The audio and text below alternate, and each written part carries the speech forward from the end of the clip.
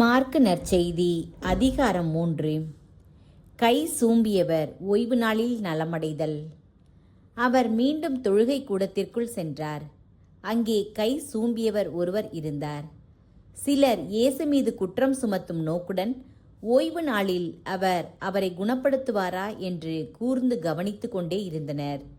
இயேசு கை சூம்பியவரை நோக்கி, எழுந்து நடுவே நில்லும் என்றார்.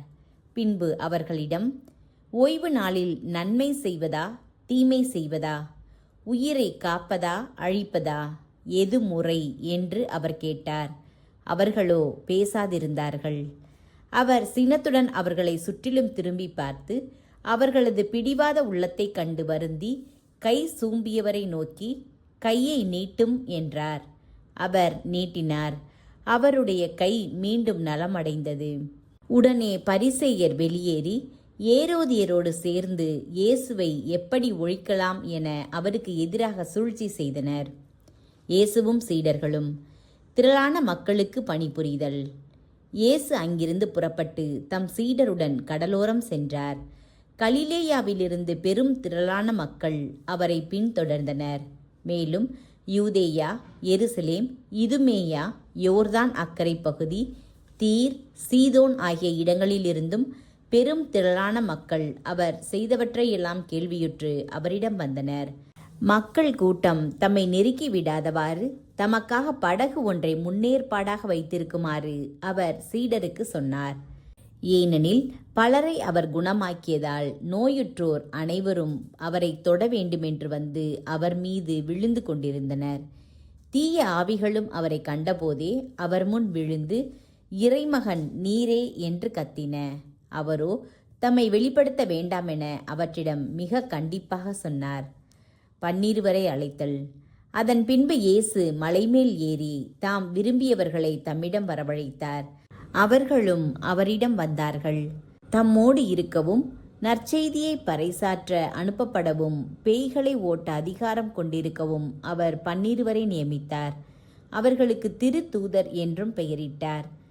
அவர் ஏற்படுத்திய 12 முறையே பேதுரு என்று அவர் பெயரிட்ட சீமோன், செபதேயுவின் மகன் யாக்கோபு, யாக்கோபின் சகோதரரான யோவான், இவ்விருவருக்கும் இடியை போன்றோர் என பொருள்படும் பொவனேர்கேசு என்று அவர் பெயரிட்டார். அந்திரேயா, பிலிப்பு, பார்த்தலேமியு, மத்தேயு, தோமா, அல்பேயுவின் மகன் யாக்கோபு, ததேயு, தீவிரவாதியாய் இருந்த சீமோன், இயேசுவை காட்டிக் கொடுத்த யூதாசு இஸ்காரியோத்து என்போர் ஆவர். இயேசுவும் பெயல்செபூலும். அதன்பின் இயேசு வீட்டிற்கு சென்றார். மீண்டும் மக்கள் கூட்டம் வந்து கூடியதால் அவர்கள் உணவு அருந்தவும் முடியவில்லை. அவருடைய உறவினர் இதை கேள்விப்பட்டு அவரை பிடித்து கொண்டு வர சென்றார்கள். ஏனெனில் அவர் மதிமயங்கி இருக்கிறார் என்று மக்கள் பேசிக்கொண்டனர். மேலும் எருசலேமிலிருந்து வந்திருந்த மறைநூல் அறிஞர், இவனை பெயல்செபூல் பிடித்திருக்கிறது என்றும் பேய்களின் தலைவனை கொண்டே இவன் பேய்களை ஓட்டுகிறான் என்றும் சொல்லிக் கொண்டிருந்தனர்.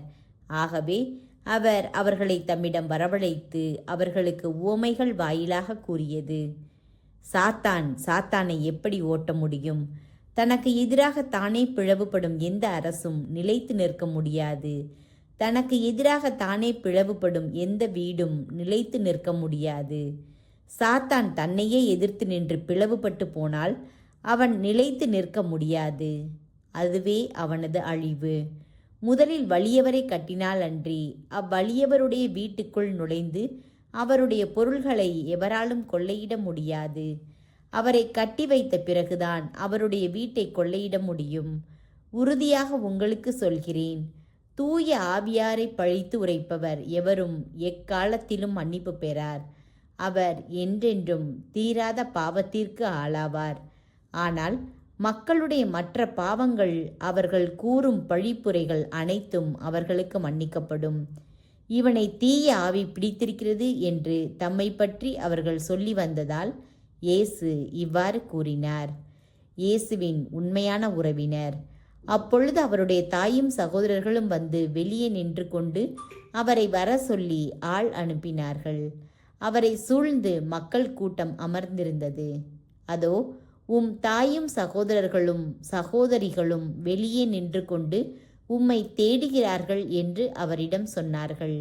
அவர் அவர்களை பார்த்து, என் தாயும் என் சகோதரர்களும் யார் என்று கேட்டு தம்மை சூழ்ந்து அமர்ந்திருப்பவர்களை சுற்றிலும் பார்த்து, இதோ என் தாயும் என் சகோதரர்களும் இவர்களே, கடவுளின் திருவுளத்தை நிறைவேற்றுபவரே என் சகோதரரும் சகோதரியும் தாயும் ஆவார் என்றார்.